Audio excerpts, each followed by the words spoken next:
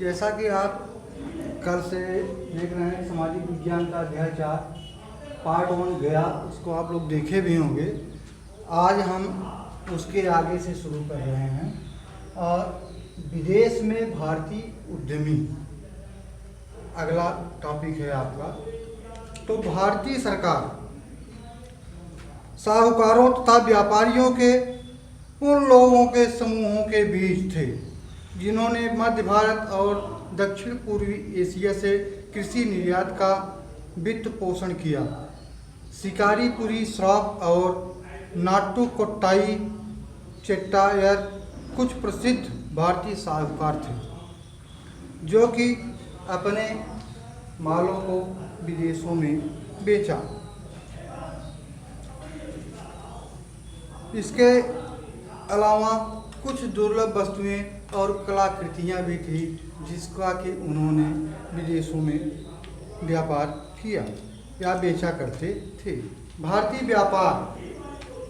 व्यापार उपनिवेशवाद और वैश्वीकरण की व्यवस्था। भारत से ऊंचे क्वालिटी के कपास पूरे यूरोप में जाते थे। औद्योगिकरण के बाद ब्रिटेन में भी कपास का उत्पादन बढ़ने लगा।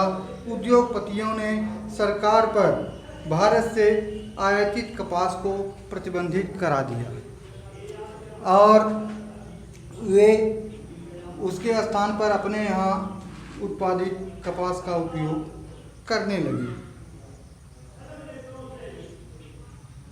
और सरकार पर भारत से आयातित कपास को प्रतिबंधित कराने के लिए सरकार पर दबाव डाला। ब्रिटिश सरकार ने सूती वस्त्र के आयात पर सीमा शुल्क बढ़ा दिया। जो वहाँ से वे लोग क्या करते थे, औद्योगिकरण हुआ। औद्योगिकरण के फलस्वरूप इंग्लैंड में बने अपने कच्चे मालों से या भारत से मंगाए हुए कपास से वे लोग जो वस्त्र निर्माण के तो कपास पर उन्होंने लेना बंद कर दिया क्योंकि उनके यहाँ पैदा होने लगा।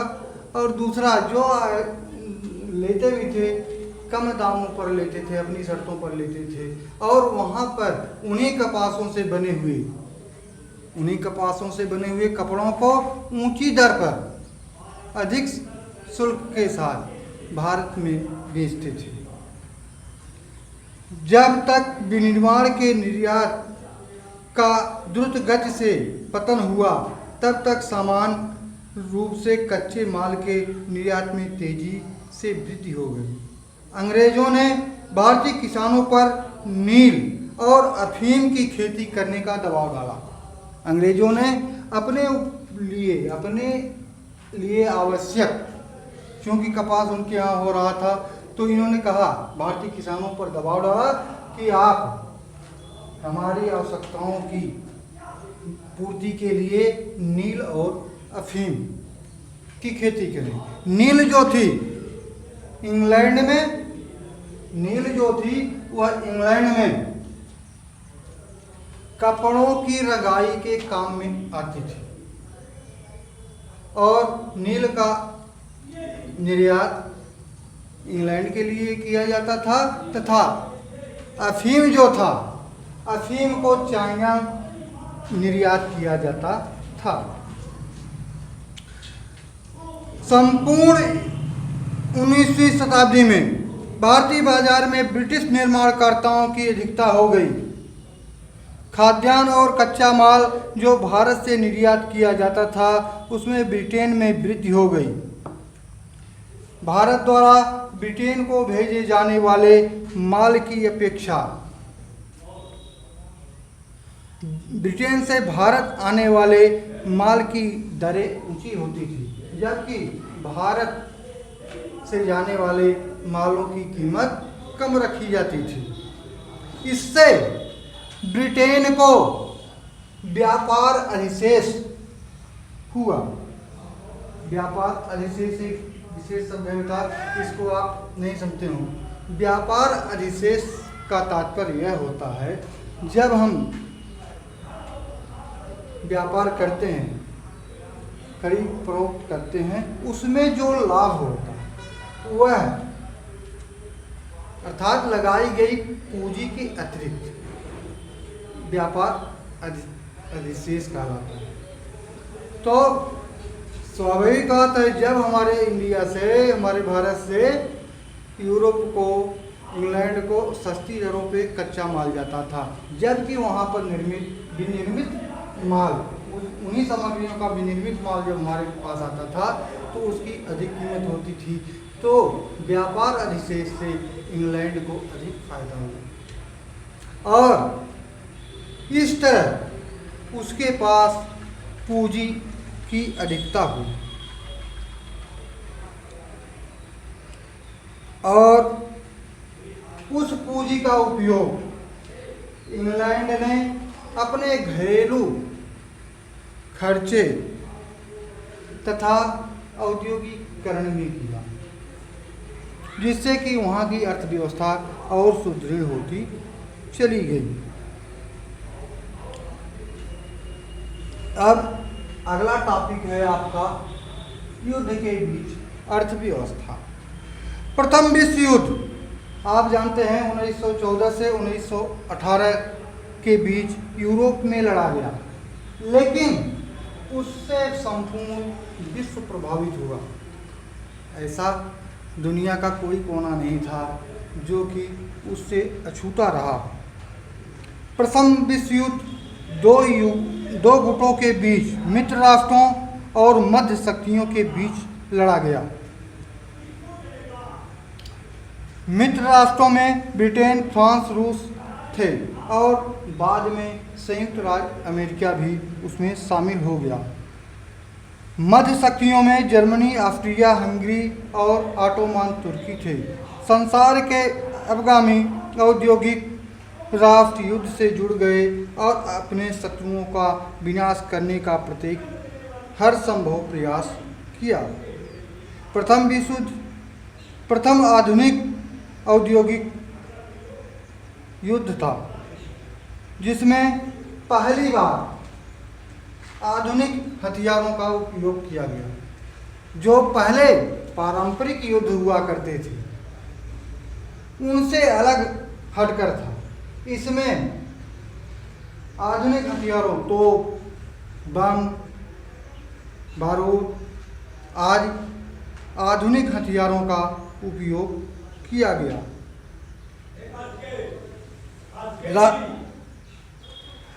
युद्ध के दौरान लगभग 90 लाख लोग मारे गए और 2 करोड़ लोग घायल हो गए। इससे विश्व में कमाने वालों की संख्या कम हो गई। जो पुरुष वर्ग था 90 लाख मारे गए, 2 करोड़ घायल हो गए। युद्ध के कारण कमाने वालों की, रोजी रोटी करने वालों की संख्या कम हो गई और महिलाओं को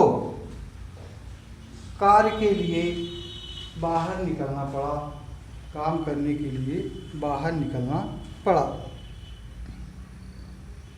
परिवार के कमाने वालों के सदस्यों के मारे जाने या घायल होने के कारण पारिवारिक आय का पतन हो गया। महिलाओं को नौकरियां करनी पड़ी। ब्रिटेन ने संयुक्त राज्य अमेरिका के बैंकों और जनता के मन की एक बहुत बड़ी राशि उधार ली, धन की एक बहुत बड़ी राशि उधार ली।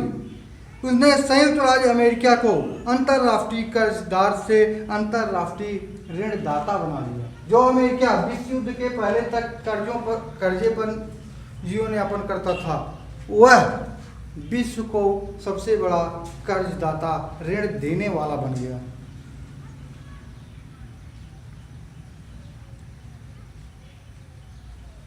ब्रिटेन को आर्थिक विपत्ति का सामना करना पड़ा और उस पर विशाल कर्ज का बोझ बढ़ गया। इस कारण 1921 में प्रत्येक 5 में से एक ब्रिटिश को काम के लिए बाहर जाना पड़ा। पूर्वी यूरोप से गेहूं का निर्यात युद्ध के दौरान बंद हो गया। फलस्वरूप कनाडा, अमेरिका, यूरोप में उत्पादन पुनर्जीवित हो गया और गेहूं की पैदावार भरपूर हो गई।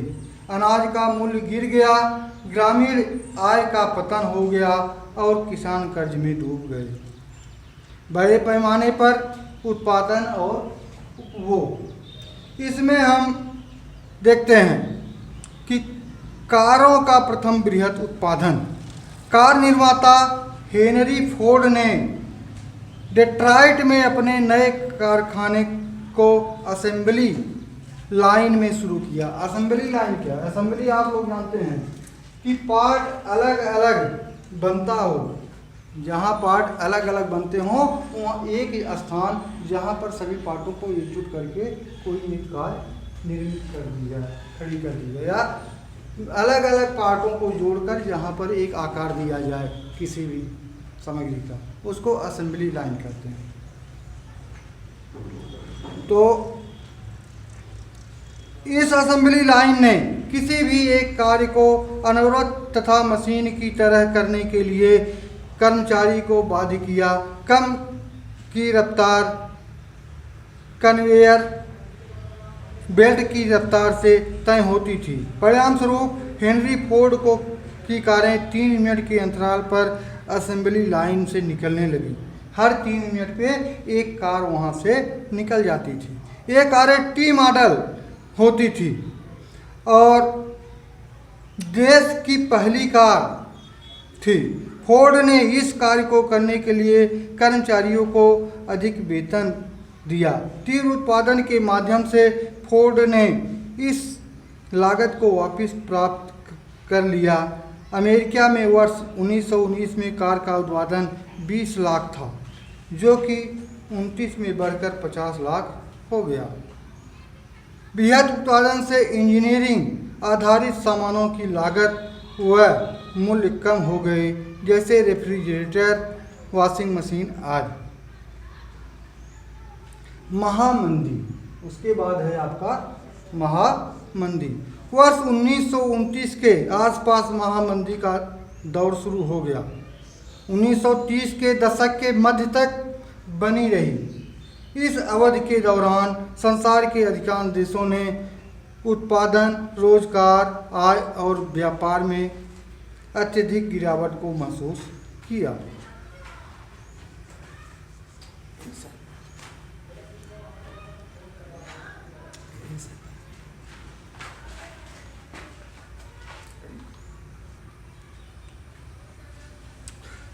महामंदी के कारण भारत के निर्यात और आयात का अर्धपतन हो गया और प्राथमिक उत्पादों जैसे गेहूं व जूट का मूल्य वर्ष 1928 से 34 के बीच तेजी से गिर गया। लेकिन औपनिवेशिक सरकार ने राजस्व की मांग को कम करने के लिए मना कर दिया, इसलिए किसान बुरी तरह से संकट में आ गए। इस समय भारत कीमती धातुओं, विशेष रूप से सोने का निर्यातक बन गया। इससे वैश्विक आर्थिक उगाही अर्थात आर्थिक व्यवस्था को वैश्विक रूप से बढ़ाया गया, लेकिन इससे भारतीय किसानों को बहुत कम लाभ मिला। पूरे भारत में किसानों की दशा चिंताजनक हो गई। नियमित आय वाले लोगों को मूल्य के गिरने के कारण कम समस्या का सामना करना पड़ा। 1931 में महात्मा गांधी ने सबने अवज्ञा आंदोलन शुरू किया। विश्व अर्थव्यवस्था का पुनर्निर्माण।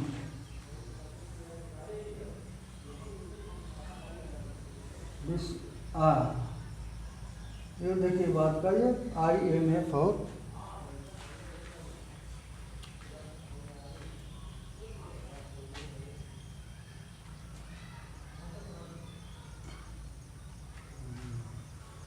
विश्व अर्थव्यवस्था का पुनर्निर्माण। युद्ध के बाद का युग।